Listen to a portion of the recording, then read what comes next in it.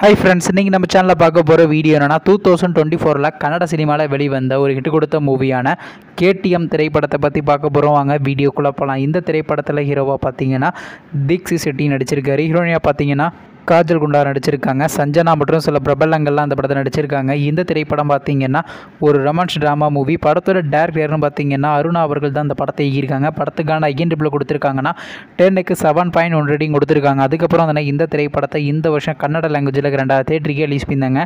இப்போ இந்த படத்தை பற்றி என்னென்னு கேட்டிங்கன்னா, இந்த படத்துக்கான தமிழ் டப்பிங்கெல்லாம் ஸ்டார்ட் பண்ணி கம்ப்ளீட் பண்ணிட்டாங்க. இந்த படத்துக்கு தமிழ்னா கேடிஎம் என அதே டேட்டு தாங்க வச்சுருக்காங்க. இந்த படத்தை இப்போ யூடியூப்பில் ஸ்ட்ரீமிங் பண்ணியிருக்காங்க.